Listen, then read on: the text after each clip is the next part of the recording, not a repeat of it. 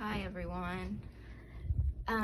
So I kind of prepared something, if that's okay. I was 14 when my life would change. I was a freshman in high school.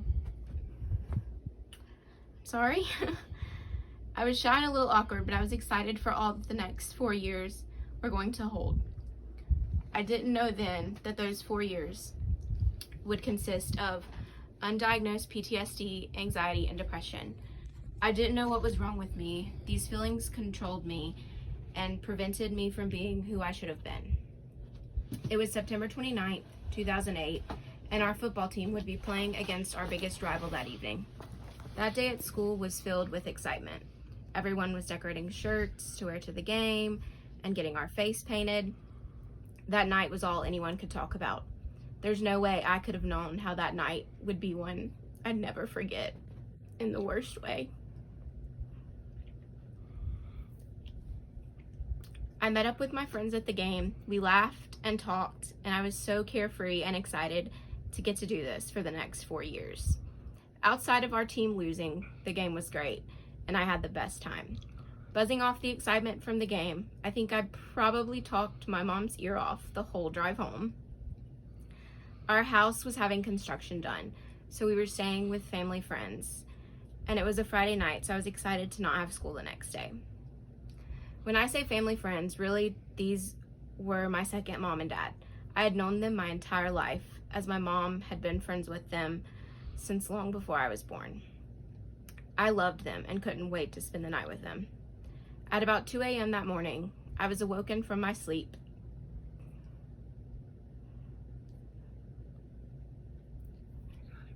to the man I considered a second father, whom I called Uncle, molesting me. I told my mom. We went to the police station immediately to report it. I was put in therapy. I did all the things you're supposed to do, and yet nothing was okay. I couldn't sleep alone. My mom had to sleep in my room with me for months. I didn't want to be alone with a man ever, not even my dad. I trusted no one, especially men, and I constantly had nightmares. My family was supportive and always there for me, and yet I still felt so alone. Nobody knew what I was going through, and everyone was carrying on with their lives. Everyone around me eventually went back to how things used to be. I felt like I had to as well. If everyone else's world is still going, then I guess mine has to as well. That's what the next 4 years would consist of. Feeling so alone because everyone around me appeared to just be living their lives, and I couldn't get through a day of school without feeling nauseous. I was always canceling plans, never wanted to leave my house. It wasn't until I was 18 years old, so many therapists later, that I would be diagnosed with PTSD. For the first time, everything that I felt had a name. So many things made sense. I was put on medications, and for a little bit I improved so much. I was a different person. The anxieties were still there, but they didn't control me anymore. Everything wasn't really better though, because my pain and trauma was still there. I'd never dealt with it, I was just burying it. College was a struggle. I was failing classes, and it was taking me twice as long to get through school. I spent 3 years at a community college and still hadn't graduated, so I decided to take time off from school. Maybe college just wasn't for me. I went to work, but even then I was struggling. I felt useless and hopeless. I wanted to end it all. I'd planned on ending it all, but I was scared, and so I opened up to my mother, and that day I was hospitalized. It was in the hospital, 8 years after my assault, that I was finally dealing with what had happened to me for the first time. I was put on new medicines, and I was coming to terms with and accepting what had happened to me. Before that, I looked at my abuse as something that had happened to someone else, not me. I had been pushing down and pushing away this moment, and it was slowly tearing me apart. It's been 5 years since that time in the hospital. I can't tell you that I've been good ever since. There have been so many struggles in between. There still are. But there have been so many good moments too. I met my best friend, platonic soulmate, as I like to call her. I graduated with my associates from the local community college, and I left home for the first time to come to my dream university. I'd been dreaming of attending this school since my junior year of high school. I wasn't ready to leave home when it came time to graduate high school, so I always thought I'd lost my opportunity.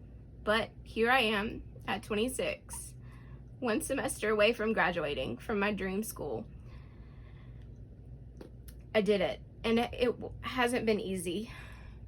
Moving 4 hours away from home and not knowing anyone was probably my worst nightmare. But the idea of attending UNCW was a bigger dream. My first semester at UNCW, I heard about an event that the care office was holding on campus, a survivor speak out. I knew that I wanted to go, and so I did, but not without having a panic attack right beforehand. At the time, I wasn't ready to share my story, but the feeling of empowerment that I had leaving that night is something I'll never be able to explain. For the first time, I was surrounded by people who knew what I had felt and had been through similar experiences. I left that night, making it my mission to find the courage to share my story one day. So here I am, 2 years later, doing just that as a volunteer for the UNCW care team. Everything has come full circle. Sure, I still have a long way to go, but I've also come so far. I let my abuser have power over me for so many years after the actual abuse, but now I'm taking that power back. He stole so many years from me that I spent in fear, but then I realized he didn't deserve the part of me that I had been giving him. This was my life, and I was going to live it. I couldn't let what was done to me control me anymore. And so I still have PTSD, anxiety, and depression, but now I choose to see them as battle scars. They'll always be there. So now I'm going to own them and my experience, because no one should ever have to feel like they're alone. I'm owning my story, and I'm sharing it proudly because I want to be the person I needed at 14. Thank you, guys.